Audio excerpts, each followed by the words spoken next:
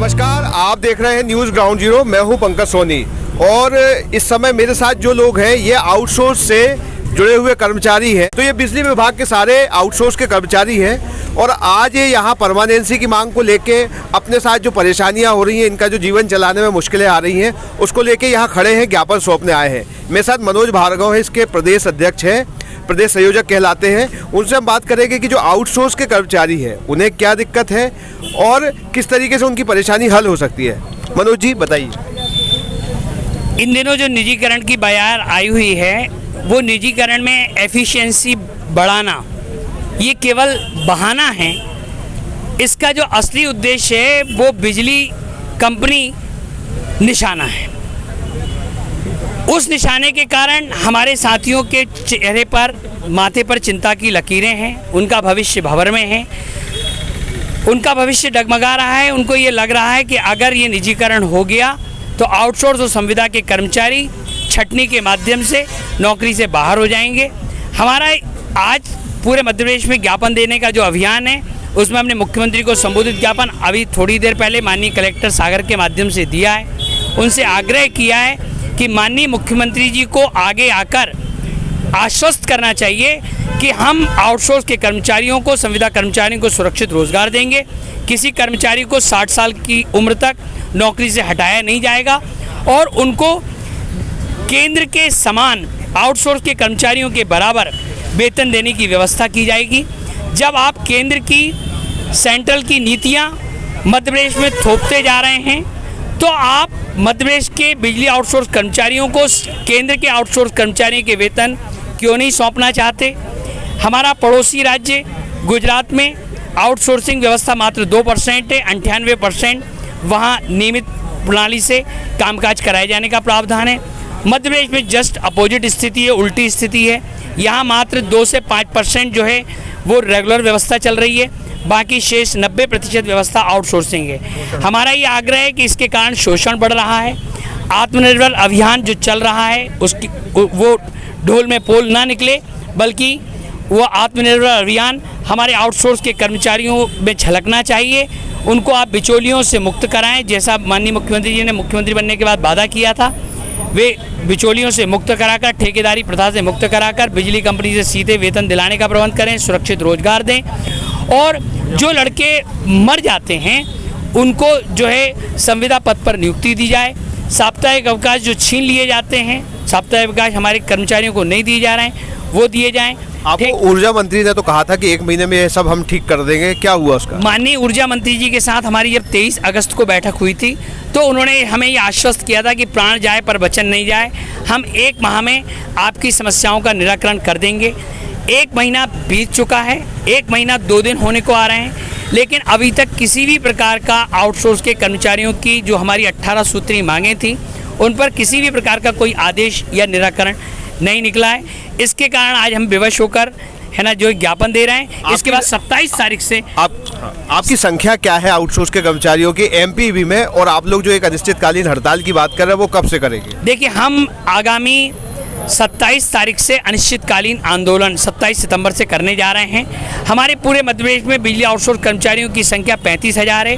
देखा जाए तो आज बिजली कंपनी की जो पूरा ढांचा है वो पूरा आउटसोर्सिंग के माध्यम से ही चल रहा है। मतलब पूरी बिजली कंपनियां जो हैं वो आउटसोर्स की नाव पर सवार हैं, लेकिन जिस आउटसोर्स की नाव पर सवार हैं उसी आउटसोर्स के भविष्य में छेद किया जा रहा है। ये हमको स्वीकार नहीं है। अब आप क्या करेंगे? अब अगर ये नहीं मानते हैं तो 27 तारीख से हम अनिश्चितकालीन आंदोलन प्रारंभ कर रहे हैं और भाई उसकी फिर पूरी जवाबदारी सरकार की होगी, क्योंकि आउटसोर्स का कर्मचारी है, जो भी अव्यवस्था होती है उसके लिए सरकार जिम्मेवार होगी। क्योंकि आउटसोर्स के कर्मचारी जब काम कर रहे हैं तो उनको वैज्ञानिक तरीके से वेतन क्यों नहीं दिया जा रहा? केंद्र सरकार में 18,500-19 हज़ार रुपये वेतन मिलता है, लेकिन मध्य प्रदेश के जो ठेका कर्मचारी, आउटसोर्स कर्मचारी, उनको मात्र 9.5 से 10 हज़ार रुपये वेतन मिलता है। अधिकांश कंपनियों में बोनस भी नहीं दिया जा रहा है। इनका शोषण होता है, मतलब पैसे में भी कहीं ना कहीं आपको पैसे में शोषण ये होता है कि ठेकेदारी प्रथा में आप पूरे मध्य प्रदेश का सर्वेक्षण करा लीजिए। अधिकांश 132 और 220 केवी सब स्टेशनों में ठेकेदार जो है 25 से 50% वेतन हड़पता है। वेतन यदि खाते में पूरा जाता है लेकिन ठेकेदार की अगले दिन धमकी आती है कि अगर तुमने मुझे वेतन का 25 से 30% या 50%, कुछ जगह ऐसा है पेटी कॉन्ट्रैक्टर बोलता है कि अगर तुमने वेतन मुझे नहीं लौटाया तो अगले महीने से काम पे नहीं आना है, विवश होकर उसको पैसा सौंपना पड़ता है। तो ठेकेदारी प्रथा में हमारा आउटसोर्स का कर्मचारी लहूलुहान हो गया है, वो आर्थिक रूप से अपाहिज हो गया है। हमारी सरकार से मांग है कि सरकार जो है बिजली कंपनियों से बिचौलियों को मुक्त कराए। हमारे यहाँ पर जो आउटसोर्सिंग जो प्रणाली है वो नहीं होना चाहिए, क्योंकि हमको 24 घंटे बिजली देना है, 365 दिन देना है। जब सेना में आउटसोर्सिंग नहीं है, बाहरी सुरक्षा का मामला है, वहाँ आउटसोर्सिंग नहीं है, पुलिस में आंतरिक सुरक्षा का मामला है, वहाँ आउटसोर्सिंग नहीं है।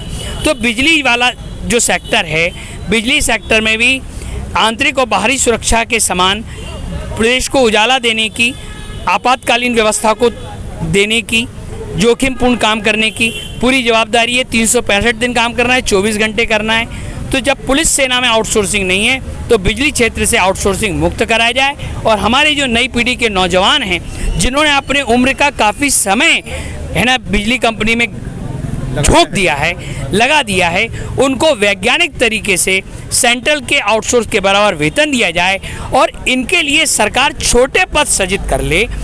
हमने एक रास्ता निकाला है बिना खर्च की मांग का। बिना खर्च की मांग के तहत सरकार पर 1 रुपये का भी वित्तीय भार नहीं आएगा। चपरासी को उप चपरासी बना दें, सब स्टेशन ऑपरेटर को उप सब स्टेशन ऑपरेटर बना दें, लाइन हेल्पर को उप लाइन हेल्पर बना दें, मीटर रीडर को उप मीटर रीडर बना दें, है ना, कार्यालय सहायक को उप कार्यालय सहायक बना दें। और जो वर्तमान में इनको वेतन दिया जाता है आउटसोर्स कर्मचारियों को, इनकी योग्यता और इनकी वरिष्ठता के आधार पर स्टेप बाय स्टेप इनको विनियमित करने का कार्यक्रम बनाया जा सकता है। इस पे सरकार का वित्तीय भार भी नहीं आएगा और जो बिजली कंपनी की जो सुदृढ़ीकरण की जो व्यवस्था है वो भी व्यवस्थित रूप से संचालित होगी। और इनके सामने जो भविष्य को लेकर, निजीकरण को लेकर अंधकार छाया हुआ है, वो भी इनके सामने अंधकार नहीं छाएगा। जिनको 3 माह से वेतन नहीं मिला है, पूरे हमारे ऐसे कई लोग हैं जिनको ये 3 साथी हैं जिनको ये वेतन नहीं मिला है 3-3 महीने से। सर, एक चीज़ है कि आउटसोर्स कर्मचारी की सुरक्षा के प्रबंधन में कोई व्यवस्था नहीं है। कहीं भी जाते वसूली करने तो कहीं भी विवाद हो जाता है। आउटसोर्स कर्मचारी को मार देते हैं, गाली बक देते हैं, कुछ भी कर देते हैं। ना पुलिस प्रशासन से कोई बातचीत होती है, ना कोई सरकार कुछ काम करता है। आप ये देख रहे हैं, आप लोग देख रहे हैं कि जो आउटसोर्स कर्मचारी है वो विद्युत विभाग की रीढ़ की हड्डी है। यानी कि अगर इन्होंने काम बंद कर दिया तो बिजली विभाग की बिजली गुल हो जाएगी। तो 27 से इन्होंने जो एक चुनौती दी है सरकार को कि यदि उनकी मांगों पर विचार नहीं होता है तो वो विद्युत विभाग का काम बंद कर देंगे और कहीं ना कहीं इससे पूरे प्रदेश में एक संकट खड़ा हो सकता है। तो निश्चित तौर पर सरकार आगे आएगी और इन लोगों की समस्याओं को सुनेगी और इनके परिवार में भी कहीं ना कहीं खुशियों की रोशनी आएगी। Pankaj Soni, news ground zero, सागर।